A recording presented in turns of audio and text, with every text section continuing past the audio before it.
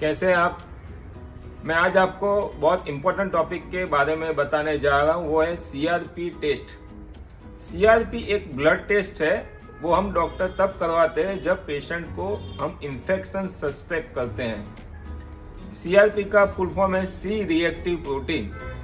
तो C reactive protein हम तब पेशेंट को करवाते हैं जब पेशेंट को infection, particularly bacterial infection suspect करते हैं। उस टाइम पे हम पेशेंट का सीआरपी जो ब्लड टेस्ट है वो करवाते हैं। तो आपको क्वेश्चन होगा कि सीआरपी जो टेस्ट है वो पर्टिकुलरली किस लिए होता है। तो सीआरपी जो ब्लड टेस्ट है वो बैक्टीरियल इन्फेक्शन के लिए होता है। इन्फेक्शन जो होता है वो बैक्टीरिया से होता है, वायरस से होता है, फंगस से होता है, ट्यूबरक्लोसिस से होता है, या पैरासाइट जैसे मलेरिया, ऐसे पैरासाइट से भी होता है। तो बॉडी में इन्फेक्शन तरह तरह के होते हैं, लेकिन पर्टिकुलरली बैक्टीरियल इन्फेक्शन जब हम सस्पेक्ट करते हैं उस टाइम पे हम सीआरपी ब्लड टेस्ट करवाते हैं।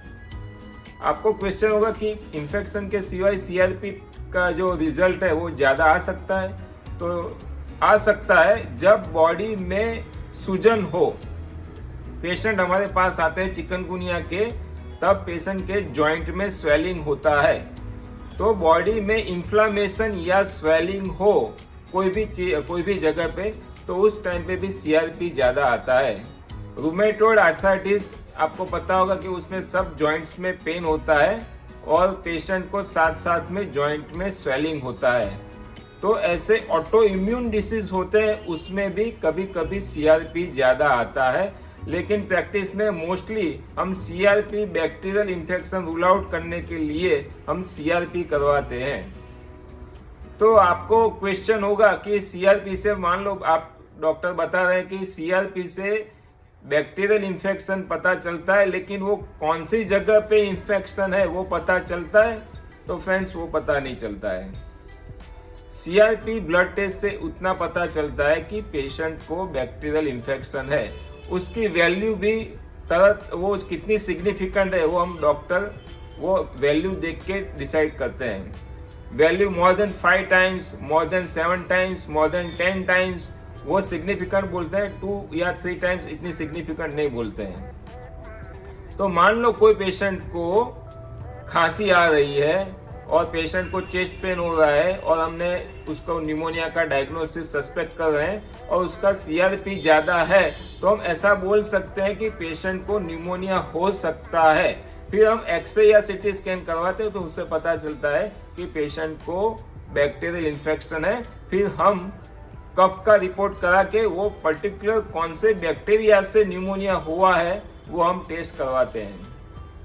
ऐसे सिमिलर जैसे अपेंडिक्स होता है, तो अपेंडिक्स में भी बैक्टीरियल इन्फेक्शन होता है, तो उसमें भी सीआरपी ज़्यादा आता है।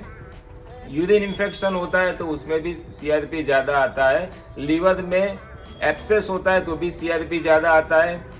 किडनी में इन्फेक्शन होता है तो भी सीआरपी ज़्यादा होता है। टॉन्सिलाइटिस होता है तो उसमें भी सीआरपी ज़्यादा होता है। बोन में इन्फेक्शन हो तो उसमें भी सीआरपी ज़्यादा होता है। ब्रेन में इन्फेक्शन हो तो उसमें भी सीआरपी ज़्यादा होता है। तो कोई भी जगह इन्फेक्शन, पर्टिकुलरली बैक्टीरियल इन्फेक्शन होता है तो उसमें सीआरपी ज़्यादा होता है। और हम जब एंटीबायोटिक बैक्टीरियल इन्फेक्शन के लिए देते हैं तो सीआरपी कम भी होता है। तो सीआरपी से हम अपनी जो पेशेंट को हम जो ट्रीटमेंट दे रहे हैं वो कितनी इफेक्टिव हो रही है वो सीआरपी ब्लड टेस्ट से भी हमको पता चलता है कि हम जो ट्रीटमेंट दे रहे हैं उससे सीआरपी कम हो रहा है, उसका मतलब पेशेंट का बैक्टीरियल इन्फेक्शन कम हो रहा है। तो सीआरपी जो टेस्ट है वो ट्रीटमेंट गाइड करने के लिए भी हम डॉक्टर यूज करते हैं। तो फ्रेंड्स, मेरे चैनल को लाइक कीजिए एंड सब्सक्राइब कीजिए।